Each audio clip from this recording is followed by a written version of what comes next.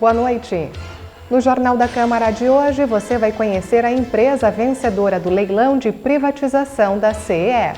Porque com a parceria do setor privado, nós vamos alavancar investimentos que vão ajudar na retomada do pós-pandemia, gerando melhor infraestrutura e pelas obras propriamente ditas vão gerar empregos, mas além disso vão destravar o processo do desenvolvimento do Estado.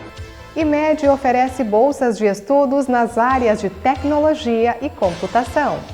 Esta hoje, no mundo, é a área que mais demanda por jovens talentos para poder atender às milhares de vagas que estão em aberto.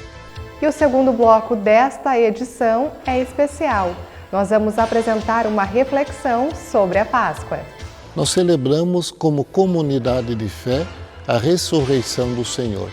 Jesus ressuscitou e Jesus se doa pela nossa salvação, cuidando de todos nós.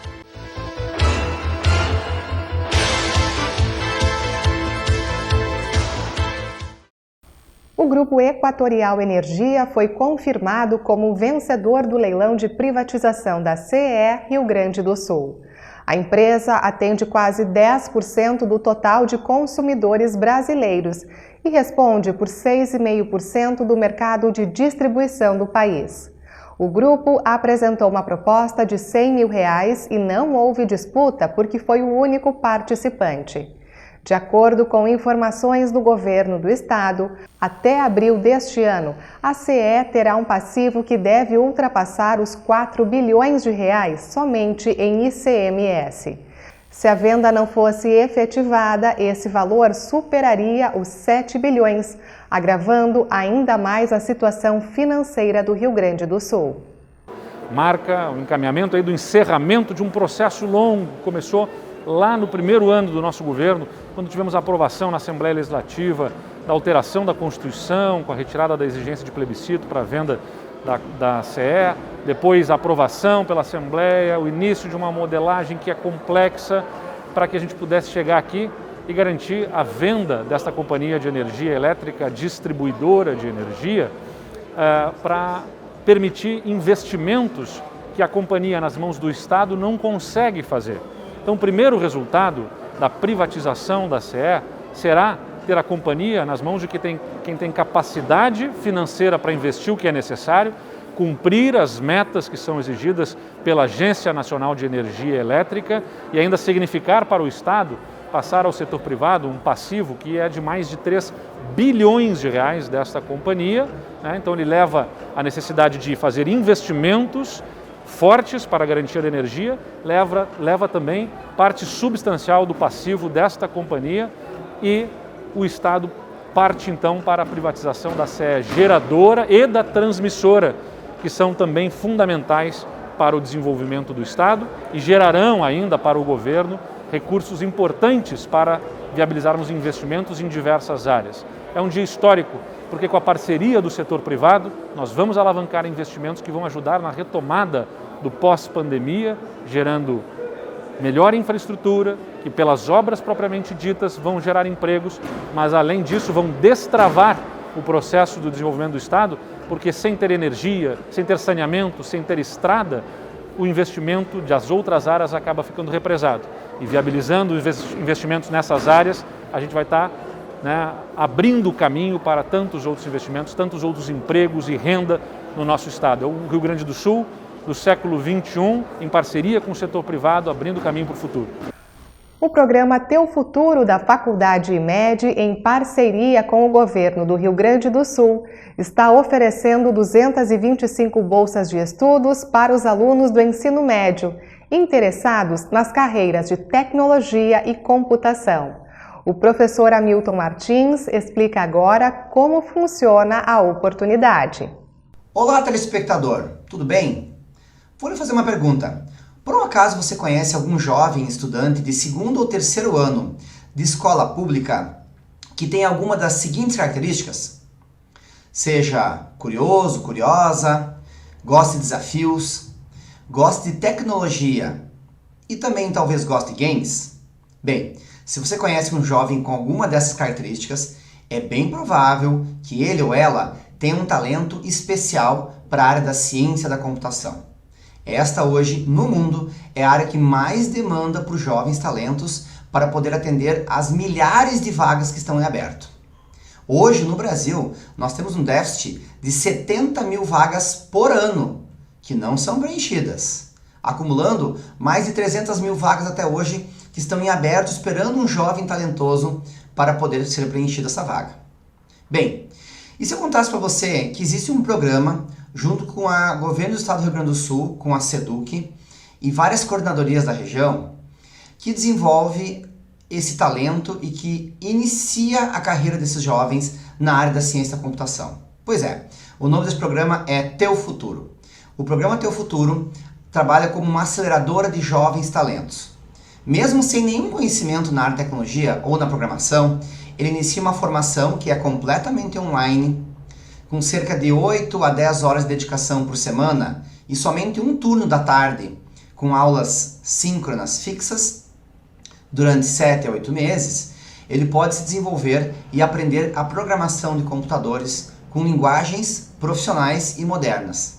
E ao final ainda, ele pode ser contratado por uma das milhares de empresas de tecnologia que estão sedentas por esses profissionais. Bem, mesmo ainda estando no ensino médio, muitos jovens têm um talento e têm esse conhecimento prévio que pode ser desenvolvido.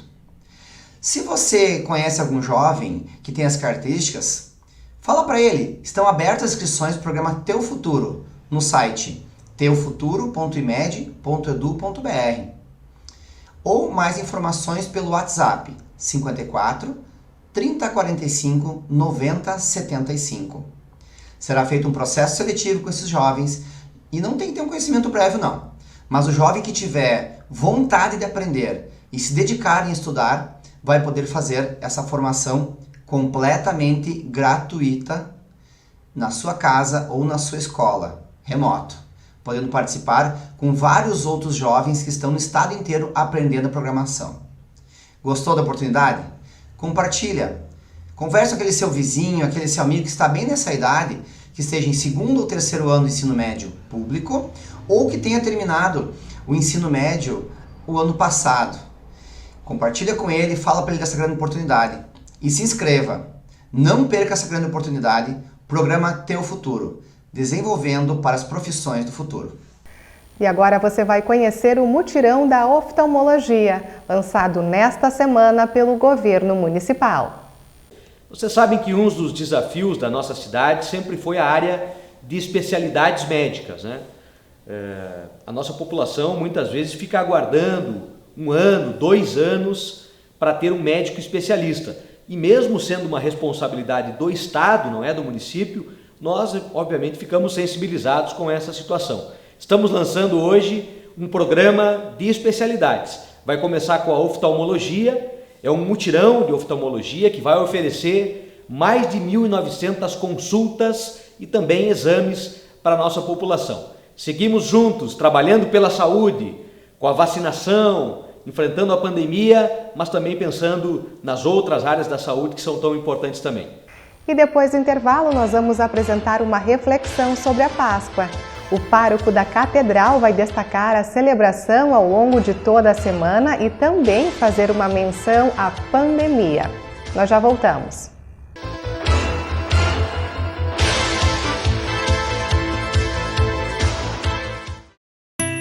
Sabe o que a leitura em família pode fazer por uma criança? Tudo! Pode fazê-la rir, imaginar, se impressionar. Pode ensinar novas palavras, novos sons, mostrar novas formas de ver o mundo. Os livros têm este poder de encantar, de ensinar, de fazer sonhar e, principalmente, de mudar o nosso futuro. Crianças criadas em lares em que os pais leem em voz alta para os seus filhos se tornam estudantes de sucesso. A leitura em família também reforça os vínculos afetivos. Por isso, o programa Conta Pra Mim lançou uma coleção de contos de fadas, fábulas, poemas, cantigas e muito mais, para você ler para os seus filhos, netos e sobrinhos. Assista aos vídeos, ouça as canções e baixe os livros. Mamãe, conta pra mim! Leia para os seus filhos. Ministério da Educação, Governo Federal, Pátria Amada Brasil.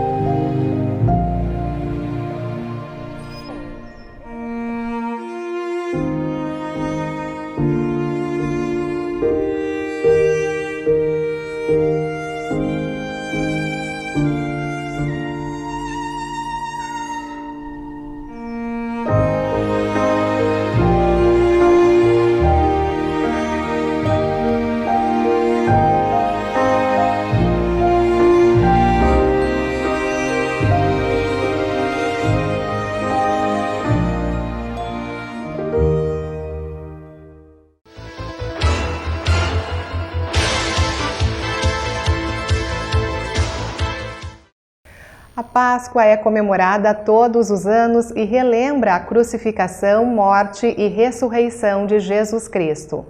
A celebração se estende pela Semana Santa, como foi destacada pelo pároco da Catedral. O padre Ari dos Reis fala também sobre o sentido da Páscoa nesta pandemia que vivemos há mais de um ano. Saúdo a todos vocês que estão acompanhando essa programação. Nós estamos nesta semana, Semana Santa, acompanhando momentos significativos na vida de fé de todos os cristãos e com certeza também na história da humanidade. Os cristãos fazem a memória da vida e missão de Jesus. E nesta semana são acentuados alguns momentos que os cristãos celebram na perspectiva da sua fé, a fé que é renovada e fortalecida a partir do olhar para Jesus. Lembramos o Domingo de Ramos, que faz a memória da entrada de Jesus na cidade de Jerusalém, e ao entrar nessa cidade vindo da Galileia, ele foi acolhido pela multidão. Jesus entrou montado num jumento, a multidão estendia mantos no caminho e portavam ramos nas mãos. E diziam que Jesus, ele era bendito porque vinha em nome de Deus e traria para aquelas pessoas uma nova proposta, um novo projeto de vida. Depois que entrou em Jerusalém, Jesus ficou por um tempo na cidade, pregando ao redor do templo, ensinando as pessoas, orientando as pessoas, mas também enfrentando os seus adversários, aqueles que não acolheram a sua proposta, aqueles que estavam fechados ao projeto do reino.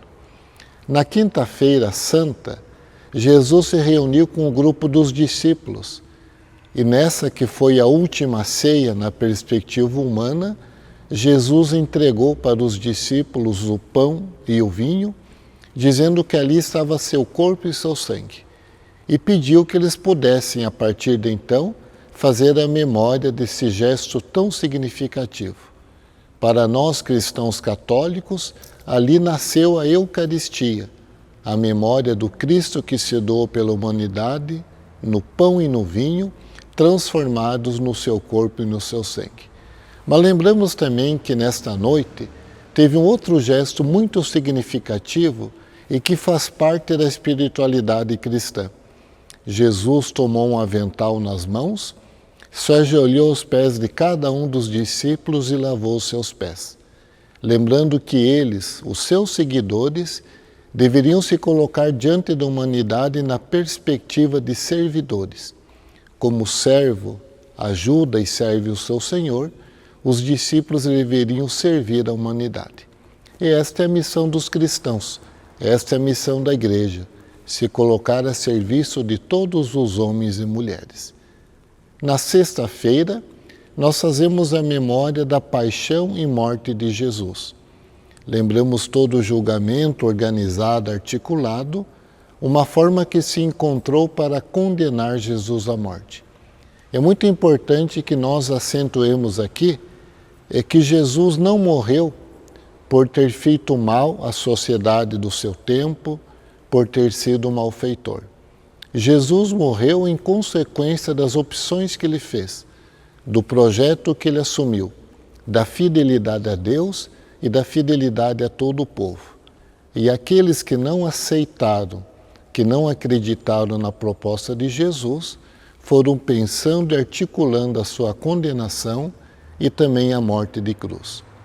No momento em que nós participamos da celebração da paixão, nós rezamos o gesto de doação de Jesus e lembramos também que ele fez tudo em nome do seu amor por toda a humanidade. E na Sexta-feira Santa, nós teremos a oportunidade de fazermos a memória desse gesto extremo do Filho de Deus. O sábado, no primeiro momento, para todos nós, para toda a humanidade, o tempo do silêncio, o tempo da reflexão, de olharmos para Jesus, olharmos o Filho de Deus que se entregou por nós e nós rezarmos esse momento. No silêncio, na reflexão, voltados à nossa vida de casa, à nossa vida de oração, não temos no sábado propriamente a celebração dos sacramentos. O momento do silêncio e da reflexão, ele vai dar lugar, no final do dia, ao anoitecer, à celebração da Vigília Pascal. A Vigília Pascal significa a memória da ressurreição do Senhor. É uma celebração extremamente significativa, marcada por várias simbologias. Começa com a bênção do fogo e a luz que aos poucos vai tomando conta dos templos, das igrejas, como a luz da ressurreição toma conta de toda a humanidade, apresentando para ela um outro projeto. Os textos bíblicos que são refletidos relatam a história da salvação, chegando no ápice na história de Jesus, aquele que venceu a morte e ressuscitou. Na celebração da Vigília Pascal, também é costume fazer a bênção da água. A água que é dom, que é graça de Deus, que uma vez abençoada, depois é aspergida sobre a comunidade celebrante. Água que purifica, água que mata a sede, água que significa o dom de Deus para toda a humanidade. Ao celebrarmos a Vigília Pascal no sábado, nós então fazemos a memória da ressurreição de Jesus. Cristo ressuscitou, é o motivo da alegria para toda a humanidade e o ressuscitado convida a todos a encontrarem-se com Ele. No domingo de Páscoa, nós celebramos como comunidade de fé a ressurreição do Senhor. Jesus ressuscitou e Jesus se doa pela nossa salvação, cuidando de todos nós. E as comunidades se encontram celebrando a ressurreição do Senhor, celebrando a alegria da festa pascal. Então nós temos nesta Semana Santa a oportunidade de vivermos esses diversos momentos que são extremamente significativos na nossa vida de fé. Celebramos com fé, celebramos o mistério de Jesus, deixando que essas celebrações das quais nós vamos participar iluminem a nossa caminhada de cristãos. Nós celebramos a nossa fé, a nossa vida de cristãos em tempos de pandemia.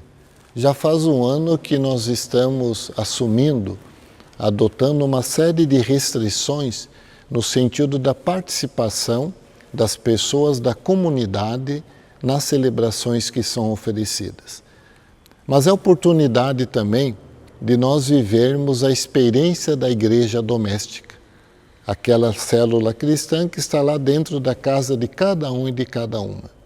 No caso das igrejas aqui da Arquidiocese de Passo Fundo, falando especificamente da nossa cidade, a normativa de 30 pessoas participando, ou então 10%. Então isso traz uma certa limitação nesses tempos em que celebramos o mistério da vida, morte e ressurreição de Jesus. No caso aqui da Catedral Nossa Senhora Aparecida, as celebrações serão abertas com a possibilidade de participação de 100 pessoas, exceto na Sexta-feira da Paixão, às 15 horas, quando essa celebração será fechada, transmitida pelas rádios e transmitida também pela rede Facebook.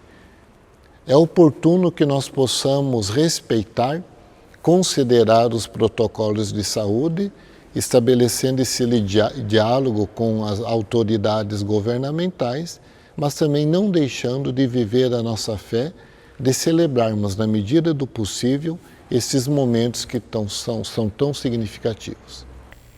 E estas foram as informações do Jornal da Câmara de hoje. Obrigada pela sua companhia, uma ótima noite e uma feliz Páscoa.